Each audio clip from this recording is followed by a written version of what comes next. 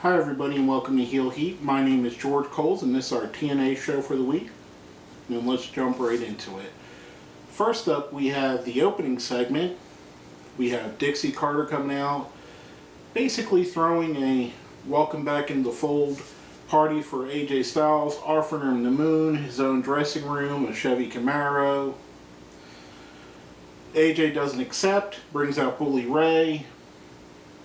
They do a little thing talking about the main event later tonight, which, surprise, surprise, the man is back.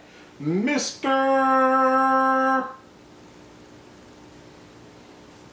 Anderson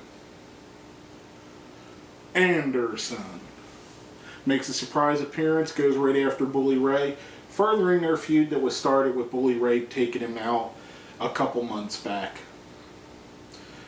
This segment, while it went probably about 30 minutes altogether, drug on a little bit too long, but I'm okay with it, I guess. The thing of it is that on the night, I looked at this coming off of the Bound for Glory pay-per-view as a fresh start for TNA.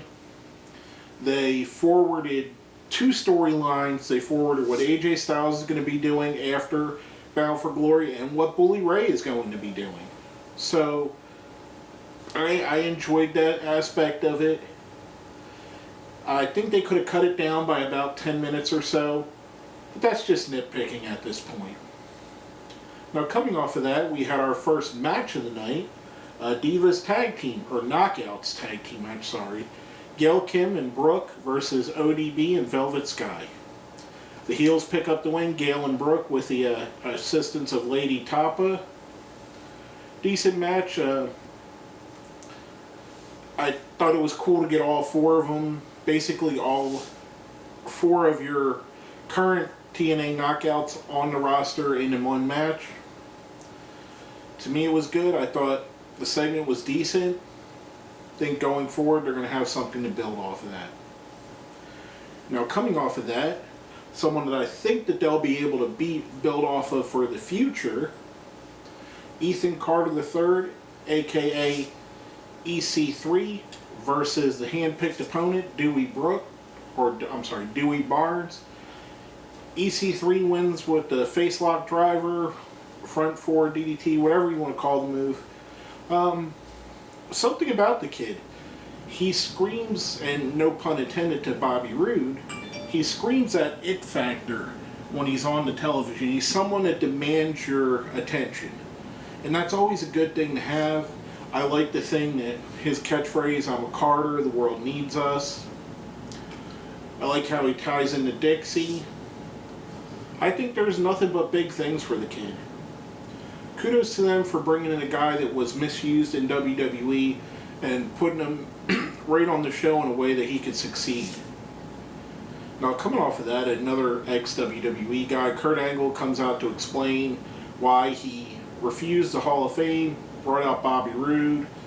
Basically, they set up a match on next Thursday, Roode versus Angle, rematch from the pay-per-view. I think it's going to be awesome. Roode says that Angle's not cleared to wrestle. Angle said he's not cleared to wrestle, but he's not cleared to fight. They get in a little scrum at the end.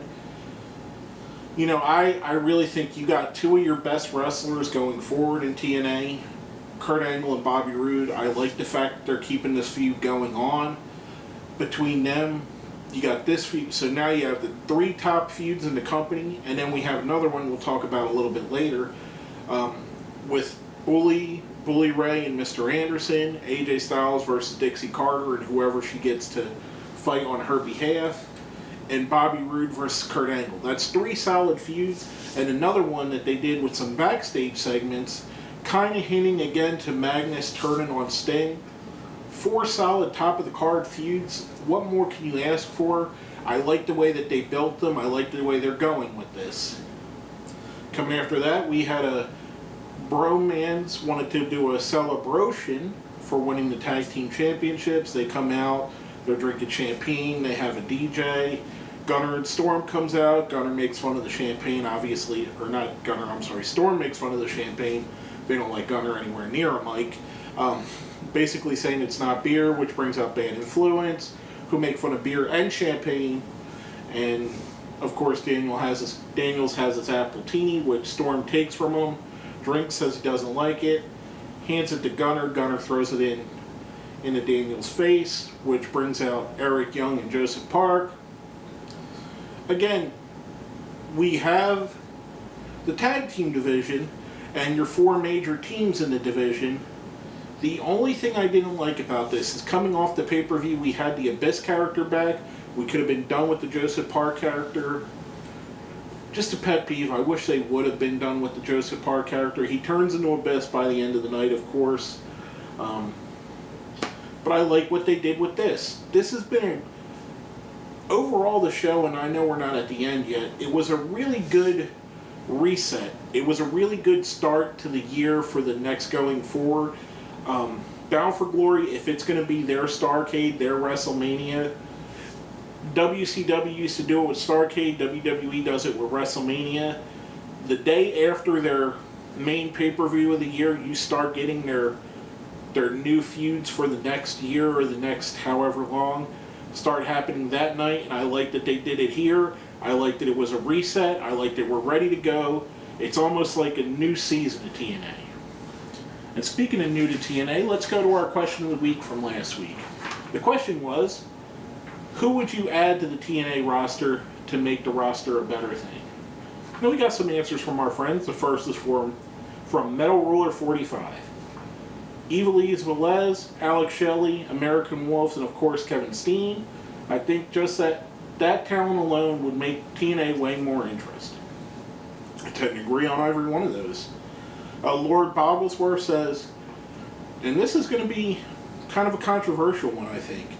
If I was to add anyone to the TNA roster, it would be someone like the Great Khali. I'll admit Khali hasn't been nothing but terrible recently, but I believe a switch to TNA would allow him to recreate himself as the monster he was back in 2006 to 2008. Very interesting pick. Not someone I would have thought of off the top of my head. I see what you're going with that. I wonder, though, has the WWE damaged his character so bad that we can't get him back to being the monster? And last but not least, our friend Andre Corbeil, who also does some really good YouTube shows. Him and Big Ray do a recap on TNA every week. Look him up. I don't know what it is. Andre Corbeil, it's Corbeil. Look him up. I guarantee you'll be entertained. The guy is very knowledgeable, knows a lot about wrestling, very passionate, especially about the TNA wrestling product. If you're a TNA fan, this is a guy to look up. He puts 3 additions: Alex Shelley, Kevin Steen, Angelina Love. Now, 2 of the guys on there seem to be unanimous: Kevin Steen and Alex Shelley. Angelina Love, great pick as well. Her, Ivelisse Velez would be great additions to the Knockouts division. I can't knock anything that anybody picked. I'm even not really against the Khali pick. If it was up to me, there would be 2 guys I would add to the roster. And it would make a world of difference, because it would start the ball rolling to get other wrestlers coming in. That would be Joey Ryan and Adam Pearce. I've said it before, I'll say it again. Between Joey Ryan and Adam Pearce, you have both of your connections to the West Coast and the West Coast wrestling scene, West Coast independent scene, which is largely untapped by the WWE. It'll give you a pipeline to talent that the Vince and company are not using, that you could bring in, make your own, mold new characters, go forward. Plus, just to have a guy like Adam Pearce, who's been a booker before in Ring of Honor and other places, who's traveled around as the NWA champion, who's a solid veteran that could help train the younger guys that they do bring in. I think adding them 2 guys, between their connections and the in-ring talent they both bring themselves would be a huge, huge boon for TNA. Now, coming off of that, our question of the week for this week. Tonight's show was heavy on promos, so it's a simple question. Who's the best talker in TNA? Let us know what you think. Hit us up on Facebook, hit us up on Twitter. Put it down where? Down there in the comments. But coming off of that, we go into our main event of the night. Rematch from Bound for Glory, Bully Ray versus AJ Styles. This one's not a no DQ match, a normal match. We see Bully try to cheat, which brings out Mr. Anderson, stops him from cheating. Dixie Carter comes out at the end. AJ picks up the win for the second straight time. I like that they did this, got the rematch out of the way right away, so AJ can move on to other things, Bully can move on to other things. I think the Bully Ray versus Mr. Anderson feud will end Aces and Eights once and for all. I like where they're going to go with that. They started feuding or interacting and hitting each other and all, going back to the outside of the ring, which brought out Dixie, who again pleads with AJ Styles to sign a contract to be part of our team. Says, I know you're a truck guy. You said you're a truck guy, not a car guy, but take the car for date night and the missus. Offers him a ton of money. AJ says no, grabs the car keys anyway, gets in the car and drives off into the sunset. Very reminiscent of the 2011 CM Punk angle. Not that it's a bad thing. Great angle. Worked really well for WWE. Hopefully it works really well for TNA. But altogether, I thought this was a great show, a great palate cleanse, a great rebirth for TNA, so to say. You knocked out some of the people. Rumors are that Eric Bischoff was... It's known that Eric Bischoff did not go to the taping, and rumors are that he will no longer be coming to the tapings. He has been stripped of power. TNA is going back to Orlando to the Impact Zone. Great move, I believe. Good. Mainly for selfish reasons. I'm only an hour and a half away. However, other reasons though, I think it allows them to save some money on production cost, which in the end will give us more money going into the wrestling talent, which is really where it needs to be right now. And they can build their company up again to a place where maybe a couple of years down the road they are able to sustain a viable option going on the road. But let's go right into it. Let's get our ratings for the week out. Now, if you've seen our show before, you know we have a 1 to 5 scale. 1 is the worst, 5 is the best. 1's a Jesse Goddard, 2's a Garrett Bischoff, 3's a James Storm, 4's a Christopher Daniels, 5's a Bobby Roode. I'm giving the show a 4, a Christopher Daniels. The only things that bothered me a bit was Joseph Park coming back when I thought we would never see him again. And also, they did go a little too much with the talking. I would have liked to see more wrestling. They could have cut down the first segment to about 20 minutes instead of 30 to 40 as it was. Other than that, it's nitpicky, but it is the difference between it being a 4 and a 5. All in all, a great show. I'm really excited to see where they go next week and how they build off of the momentum from this, and a really good Bound for Glory pay-per-view. But basically, that's all I have to say about this. My name is George Coles, and this is another episode of Heel Heat.